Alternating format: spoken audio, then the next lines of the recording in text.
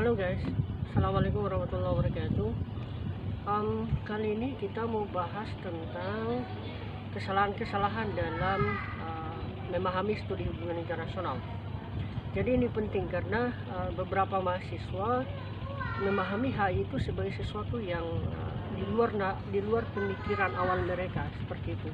Jadi kesalahan yang pertama adalah bahwa kebanyakan mahasiswa menganggap HI itu sebagai studi bahasa A, bahasa B, dan seterusnya. Padahal yang namanya studi hubungan internasional itu adalah studi tentang berbagai aspek culture, ekonomi, politik, sosial, budaya, militer dari negara-negara yang dikombinasikan. Jadi hubungan internasional itu sebuah disiplin ilmu yang transdisiplin yang kemudian saling berkombinasi satu sama lain. Makanya studi hubungan internasional itu adalah studi yang cukup komprehensif, sehingga ya sebenarnya hubungan internasional itu tidak mempelajari bahasa secara spesifik. Adapun program studi yang menyediakan program bahasa itu hanya bagian dari tambahan studi, tapi bukan menjadi pilihan wajib, seperti itu. Jadi ini kesalahan pertama. Jadi studi hubungan internasional itu bukan sebuah studi sastra yang kita belajar tentang bagaimana bahasa itu tercipta, seperti itu.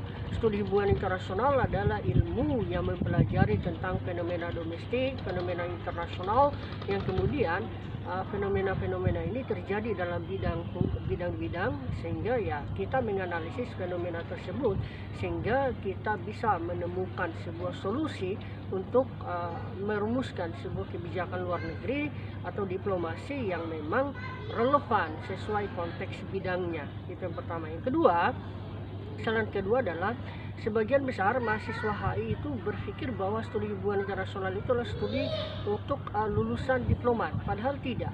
Untuk menjadi seorang diplomat, Anda harus masuk di Kementerian Luar Negeri, dan itu melalui proses seleksi. Ada namanya sekolah diplomat. Jadi untuk studi hubungan internasional sendiri itu tidak spesifik untuk menjadi diplomat, karena memang menjadi bagian dari HIers itu Anda harus memahami banyak konsep dan teori, sehingga ya memang menjadi anak HI itu membuat kita bisa kerja di berbagai bidang, bukan hanya menjadi di Kementerian Luar Negeri, tetapi di kementerian lain pun terbuka gitu ya.